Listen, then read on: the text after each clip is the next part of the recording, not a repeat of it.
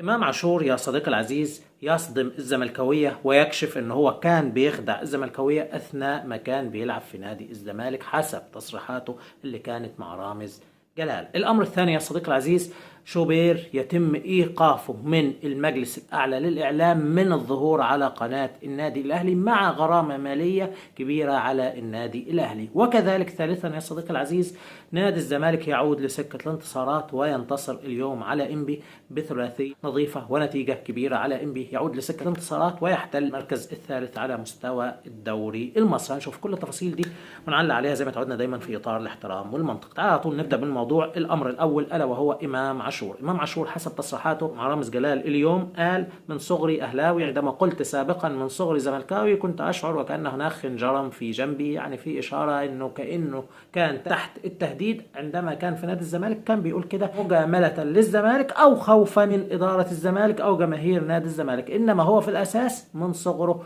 أهلاوي، وأهلاوي بنسبة 100%. بصراحة حسب وجهة نظري، لو هتتكلم على إمام عاشور أو أي لاعب بصفة عامة، طالما مش من أبناء النادي، يعني هو مش من أبناء النادي الأهلي ولا هو من أبناء نادي الزمالك، طالما لاعب ليس من أبناء الأهلي ولا من أبناء الزمالك، فطبيعي إن هو لما يكون في الزمالك هيقول لك من صغر زملكاوي، ولما يكون في الأهلي يقول لك من صغر أهلاوي. هو أكل عيشه كده وتواجده داخل النادي لازم يقول كده إرضاء للجماهير. فأنا يعني غير مقتنع بصراحة بتصريح إمام عاشور إن هو بيقول لك والله أنا في الأساس أهلاوي، أو حتى لما كان هناك يقول لك أنا في الأساس زملكاوي. دي حاجة بصراحة زي ما بقول لك إرضاء للجماهير، ليس أكثر من ذلك. الأمر الثاني يا صديقي العزيز هنا اللي يخص إيقاف شوبير. المجلس الأعلى للإعلام يغرم قناة النادي الأهلي 100,000 جنيه ومنع ظهور أحمد شوبير لمدة أسبوعين على شاشة القناة. الحقيقة بس في هنا ملاحظة، أوكي ما فيش أي مشكلة في القرار، ومنعا لأي مشاكل وأي كلام من الإعلام وضبطا للتصريحات الإعلامية، كلنا مع هذا الأمر، ولكن ملاحظة بسيطة: هل ما يحدث داخل قناة نادي الزمالك ما فيهوش أي أخطاء تماما؟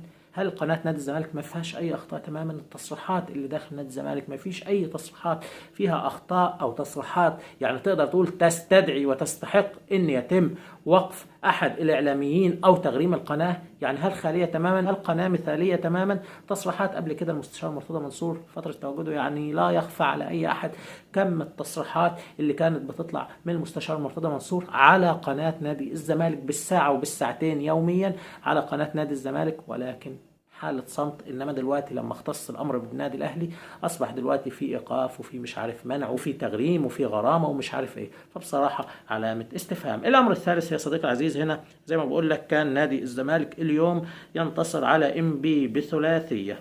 نادي الزمالك عاد لسكه الانتصارات مع مديره الفني الجديد بسيرو، المدير الفني السابق للنادي الاهلي. وحاجه ايجابيه بالنسبه لنادي الزمالك ان هو ينهي المرحله الاولى في الدوري المصري في المركز الثالث ومعاه 32 نقطة، ومتقدما عليه النادي الأهلي في المركز الثاني برصيد 36 نقطة، وفي المقدمة أو على رأس الجدول فريق بيراميدز ب39 نقطة، متقدم على النادي الأهلي ب3 نقاط. وكلا من الأهلي وبيراميدز لسه أمامهم مباراة متبقية، لعبوا 16 مباراة إنما الزمالك لعب 17 مباراة. عامة حاجة جيدة بالنسبة للزمالك عودته لسكة الانتصارات، 3 نقاط بدون استقبال أي أهداف، حاجة إيجابية كويسة جدا بالنسبة لنادي الزمالك. عبد الله السعيد النهارده سجل، حاجة كويسة بالنسبة للزمالك والزملكاوية. ولكن نادي الزمالك الموسم ده لا أعتقد بلا أي شك إن هو تقدر تقول هينافس على الدوري أو إنه هيحقق لقب الدوري. بصراحة في ظل تواجد الأهلي وفي ظل تواجد بيراميدز بالأداء القوي بتاع بيراميدز والنتائج الإيجابية بتاعت بيراميدز، لا أعتقد إن الزمالك هيكون له فرصة في تحقيق لقب الدوري المصري هذا الموسم. وأعتقد إن الدوري أو المنافسة على الدوري محصورة ما بين الأهلي وما بين بيراميدز، بل فرصة ذهبية لبيراميدز هذا الموسم إن هو يحقق الدوري المصري على حساب النادي الأهلي. النادي الأهلي لحد اللحظة في شيء من التخبطات، واعتقد الانشغال ببطولة كاس العالم للأندية مؤثرة على الفريق وعلى مجلس الإدارة وعلى حتى اللاعبين. فبالتالي اعتقد فرصة ذهبية لبيراميدز ان هو يركز على بطولة الدوري هذا الموسم، الا اعتقد تركيز النادي الاهلي الاكبر على دوري ابطال افريقيا وعلى بطولة كاس العالم للأندية اللي هيشارك فيها ومنشغل بالصفقات وهيعمل ايه في البطولة ومش عارف ايه.